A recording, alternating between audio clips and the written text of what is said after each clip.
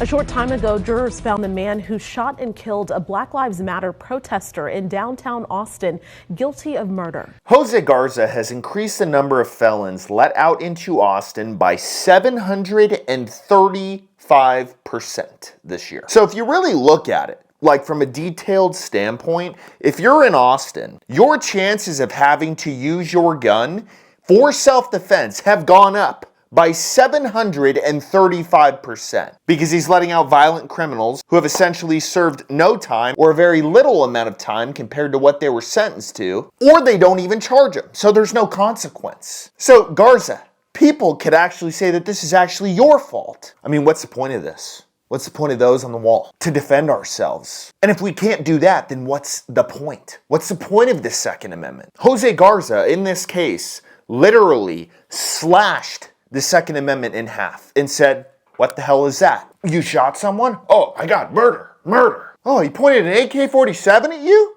What's an AK-47?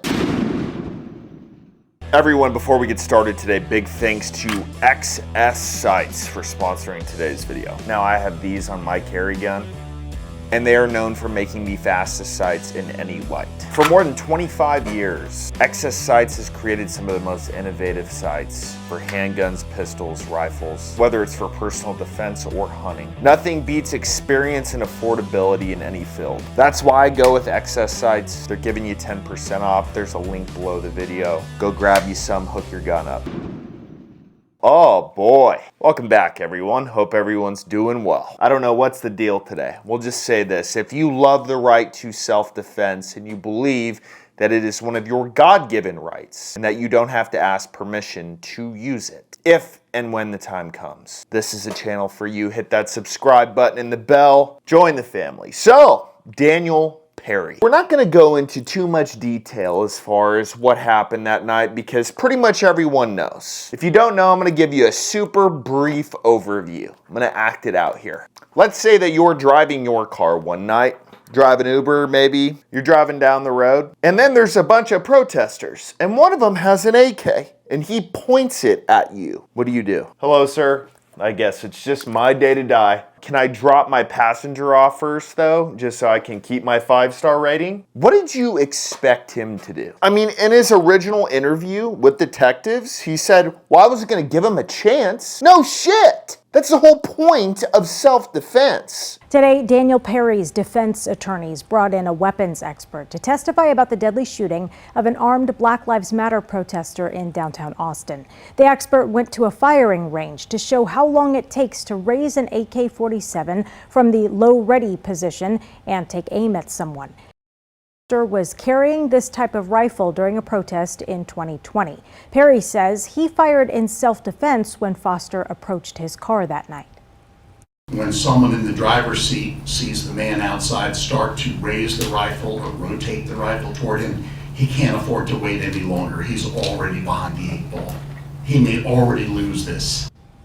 The defense is it only self-defense when someone actually gets a chance to point a gun directly at your face and hold it there for, I don't know, a few seconds? And then you get to shoot them so you don't die? No, They're not going to get the chance if the person's smart. They're going to take their pistol out and shoot the guy. So pretty straightforward. But like we talk about when we talk about one of the sponsors on this channel, USCCA, self-defense shootings are not as simple as, well, the dude pointed an AK in my face, and I shot him in self-defense because it would have been me otherwise who's dead, but yet you're still charged for murder and then later convicted of it. If you don't have one after today's video, you're just gambling with your freedom if you ever have to use a gun. So let's get on to the fun stuff. Why do you think this guy was charged with murder? Is it because maybe the detective did a bad job? No.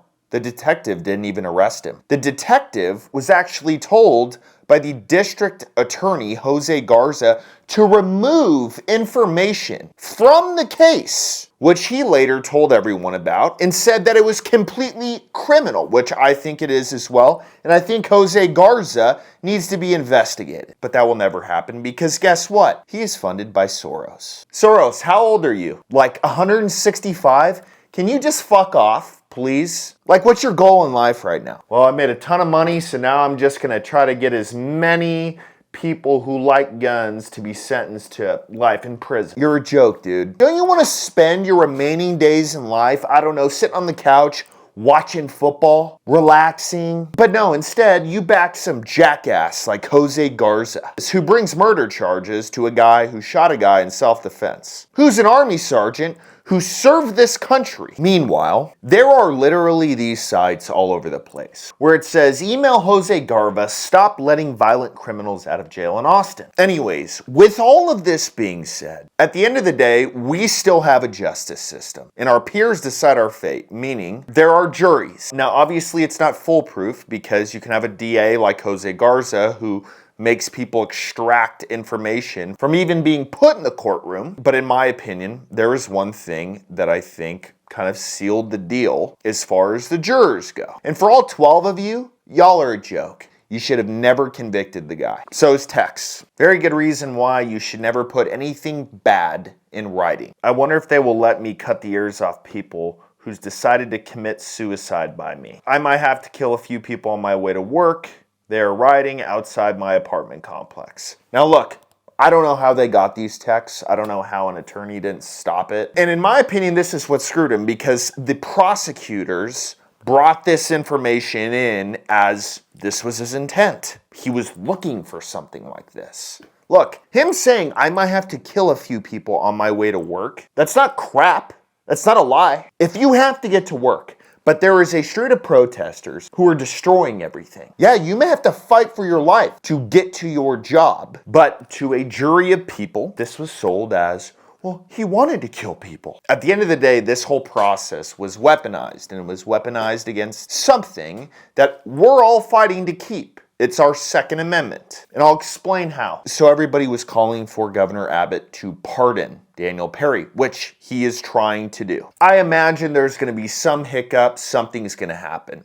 It's not going to be this quick, okay, cool, done. And this is what the DA, Jose Garza, comes back with. In a state that believes in upholding the importance of the rule of law. That's hilarious coming from you. I mean, serious, did you put that in your letter when you let out a increase of 735% of felons onto the street or didn't even charge them? Did you put that in your letter?